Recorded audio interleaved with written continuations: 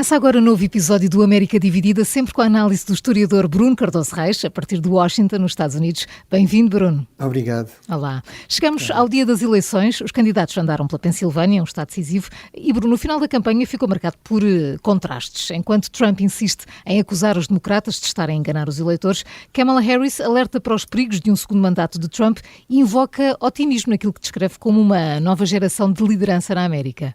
Sim, quer dizer, Trump, no fundo eu acho que redobraram ou reforçaram eventualmente a sua mensagem. Kamala Harris é muito esta ideia, vamos virar a página, isso por exemplo é claramente um slogan vencedor, as pessoas nos comícios começam a gritar, estava a ouvir exatamente o da Pensilvânia, o de Filadélfia, e as pessoas começam a gritar entusiasticamente, não queremos voltar atrás, queremos virar a página, não é? Portanto não queremos voltar a ter Donald Trump.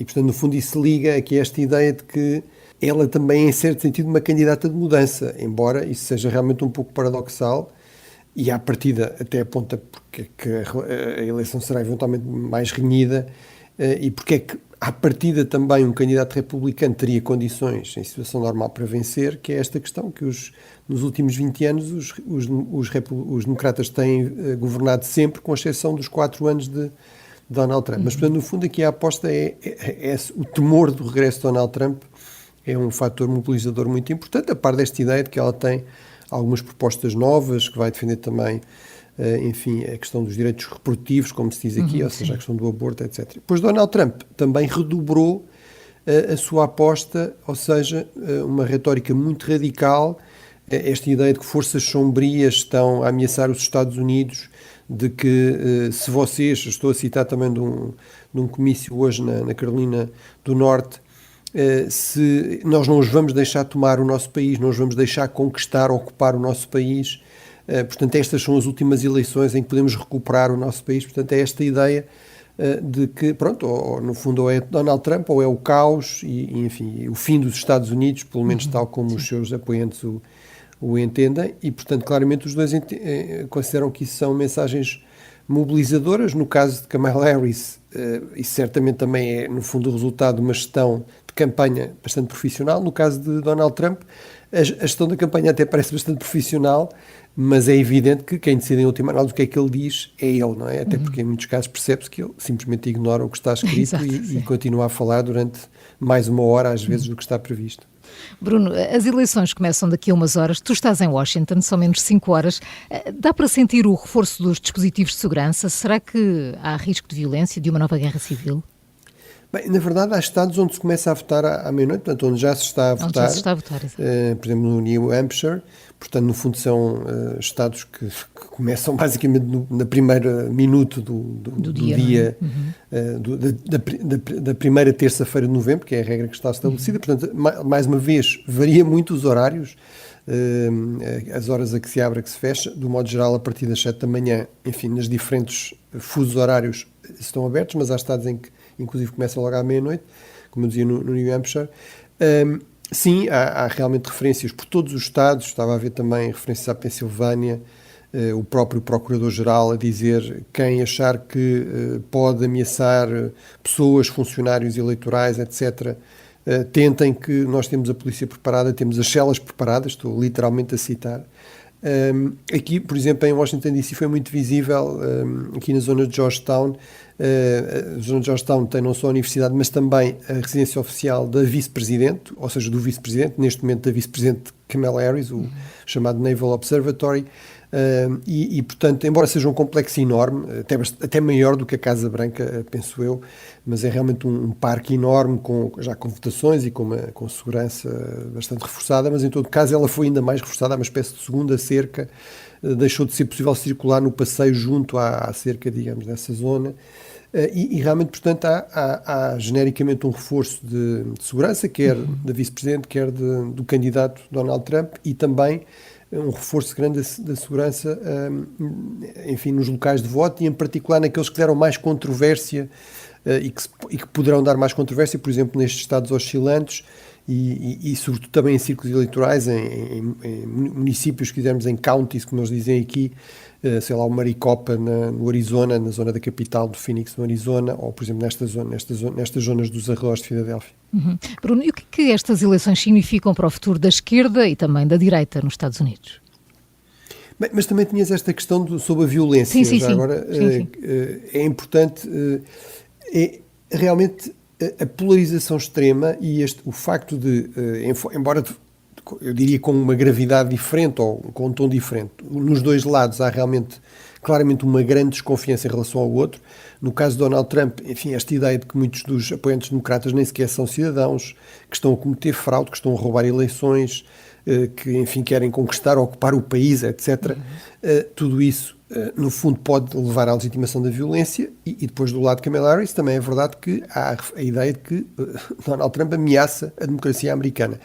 Portanto, estes extremos de polarização, esta tendência para uma certa demonização e desumanização do outro lado, enfim, Donald Trump a falar de imigrantes que envenenam o sangue dos Estados Unidos, é o tipo de linguagem que historicamente levou ao surgimento de violência política, inclusive de guerras civis.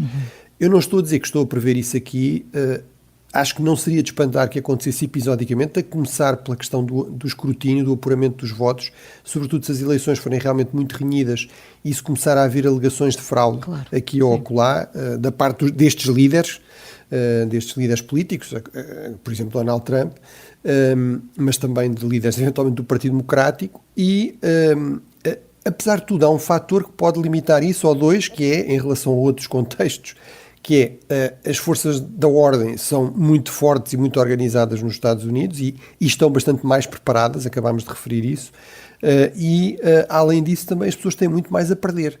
Há até estudos que falam enfim, depois aqui varia, mas a partir do momento em que se começa a haver um PIB per capita significativo, acima dos 6, dos 10 mil dólares, muito dificilmente há episódios de violência política organizada ou guerras civis.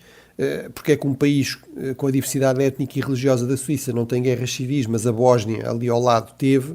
Bem, se calhar tem alguma coisa a ver com o diferencial no nível de riqueza e, portanto, com o facto dos suíços terem muito mais a perder se perderem a cabeça e começarem a disparar uns contra os outros do que propriamente aconteceu no caso da Bósnia ou de outras regiões. Agora, em relação ao futuro, digamos, da esquerda e da direita. Da esquerda e da direita. Já falámos aqui disso, na minha entrevista com o Farid Zakaria, na conversa que eu tive com ele era muito claro a dizer, há aqui uma viragem, e há uma viragem no sentido, sobretudo, do Partido Republicano mudar muito, ou seja, deixar de apoiar o comércio livre, se tornar muito mais protecionista, nacionalista, de se fechar muito mais, de deixar de valorizar as alianças tradicionais, como a própria Aliança Atlântica, como a NATO, apostar numa política muito mais isolacionista. E, portanto, ele defende a ideia de que mesmo que Trump perca, provavelmente esta tendência continuará, e eu tendo a concordar, a não ser que houvesse aqui uma derrota muito significativa, ou seja, se as sondagens estivessem muito erradas e se realmente houvesse uma derrota muito significativa de Donald Trump. Se ele, mais uma vez, perder, mas perder por poucos, se continuar a reclamar que até venceu, ou seja, vender esta tese, mesmo que sem provas de que houve fraude, etc., isso provavelmente ajudará, no fundo, a ele manter um certo controle sobre o partido e, portanto, obviamente, se ele vencer, essa viragem será ainda muito mais acelerada e reforçada, quer em termos de nacionalismo económico, de protecionismo, quer em termos de desvalorização de alianças e de maior isolacionismo. No caso do Partido Democrático, apesar de tudo isto, reforçará também uma tendência que é para, se houver aqui uma vitória, para, no fundo, apostar nesta ideia de que a perda de votos entre o eleitorado tradicional, nomeadamente homens, vamos dizer assim, trabalhadores brancos, pode ser compensada com o crescimento do número de licenciados, pessoas com formação superior, de profissionais, portanto, melhor qualificados, de mulheres, e, portanto, que isso permitirá, no fundo, criar uma coligação um pouco diferente da coligação histórica do Partido Democrático. Apesar de tudo, há aqui uma questão por resolver, se isso é suficiente, não é? E, portanto, se ela perder, eventualmente poderá ganhar mais força esta ideia de que os democratas precisam ter respostas mais eficazes para as preocupações das classes mais baixas, das classes trabalhadoras, que eram, digamos, um eleitorado tradicional do Partido Democrático, e até para algumas minorias que eram muito dadas como votantes garantidos, como os afro-americanos ou os latinos. Bruno, e que impacto vão ter estas eleições no resto do mundo e, em particular, aqui na Europa? Bem, eu diria, com algumas exceções, há bastante preocupação com a ideia de Donald Trump regressar à Casa Branca. As exceções são Vladimir Putin, para começar, ou seja, isto pode-lhe permitir conseguir arrancar uma espécie de vitória, embora a um custo tremendo na Ucrânia. Pode até colocar seriamente em causa a Aliança Atlântica, pelo menos como uma aliança funcional e eficaz, que era sempre o seu grande objetivo. Por exemplo, alguém como Orbán, no contexto da União Europeia, o primeiro-ministro húngaro, que se está, no fundo, a apresentar como uma espécie de interlocutor privilegiado de Trump, portanto, de repente pária no contexto da União Europeia, poderia passar a ser aqui uma espécie de principal ponte com uma nova administração de Trump. Imagino que a China de Xi Jinping, que no fundo se quer consolidar como uma grande potência global, também não verá com maus olhos, digamos, o caos e a confusão que pode ser associada a Donald Trump, embora com custos económicos eventualmente significativos em termos de guerras comerciais, etc. E Netanyahu? Netanyahu também provavelmente desejaria uma presença de Trump, certamente lhe daria carta branca. Já é mais duvidoso, do meu ponto de vista, que Trump se empenhasse muito em apoiar com tropas, com meios no terreno, um Israel, digamos, mais agressivo, mas certamente deixaria de o condicionar tanto ou de pressionar tanto para negociações, para acordos de paz com os palestinianos, etc. A Arábia Saudita, possivelmente também veria Trump com bons olhos desse ponto de vista, não colocar grandes problemas. E, de um modo geral, regimes mais autocráticos. Os grandes receios vêm, sobretudo, diria eu, dos aliados tradicionais dos Estados Unidos, dos países com relações económicas mais intensas com os Estados Unidos, países como o Canadá e o México, a par dos países europeus, das democracias europeias.